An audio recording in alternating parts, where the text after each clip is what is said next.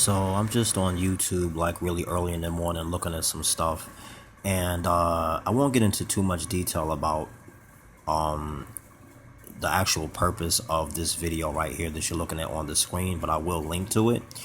But my comment is actually not related to the people they're talking about, this diamond and silk going before Congress having to do with Facebook censorship, but it's actually related to a question toward the end of the video. It's the very last question that you see the man on the left ask Mark Zuckerberg, CEO of Facebook, having to do with Facebook being able to listen in on what people talk about and their conversations without people's permission, and then use that to basically harvest information and data on people without their knowledge and possibly use it for ads and other purposes.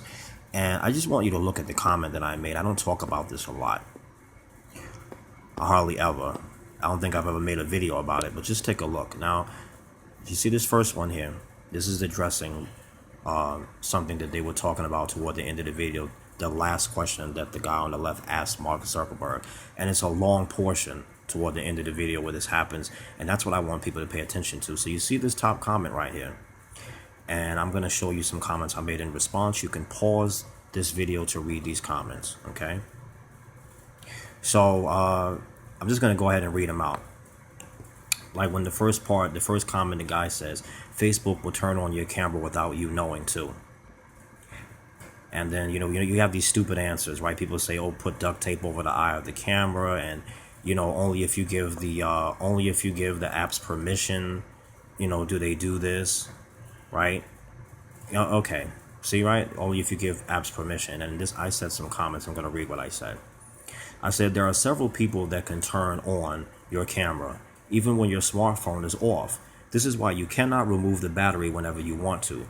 And this is why you can no longer root your phone, because if you could install software that can detect when this would happen. Now, what is rooting your phone?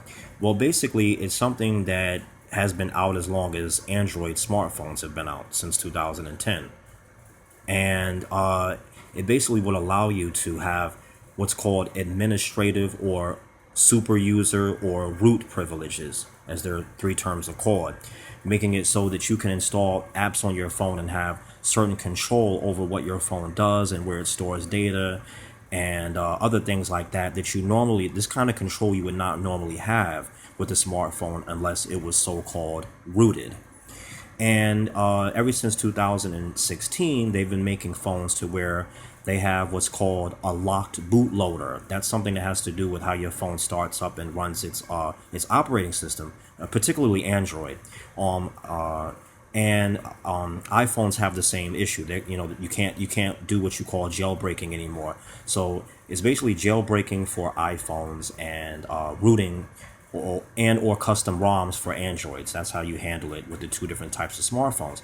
And they made it so you can't no longer do this. So now if someone's spying on your phone or whatever, you wouldn't be able to install an app that can show you this activity, because you can no longer root, because the phones are made now with what's called locked bootloaders, and you need to unlock the bootloader in order to root a phone.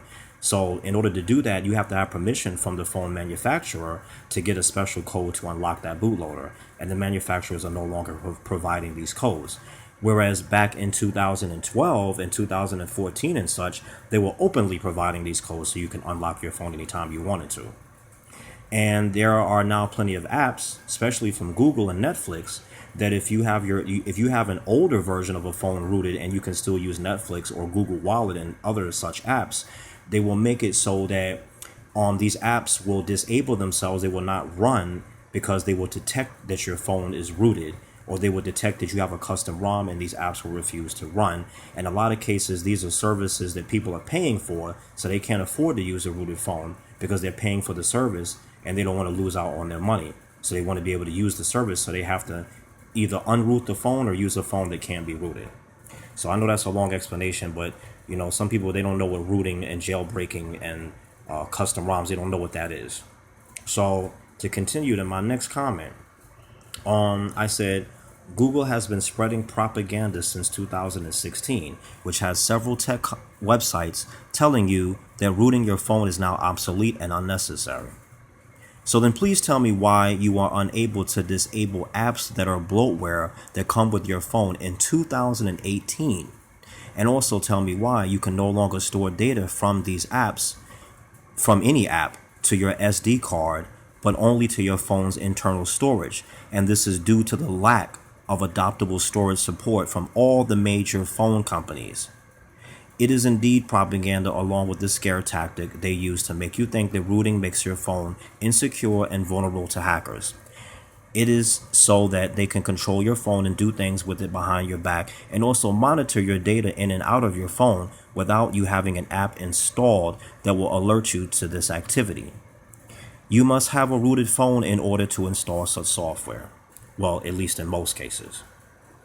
Otherwise, there'll be such limitations that it won't be useful to you. So the next thing I said is pay close attention to the part of the video where the guy asks, is Facebook listening to people's phones? This is actually the case all the time, especially with Google, Apple, and Facebook.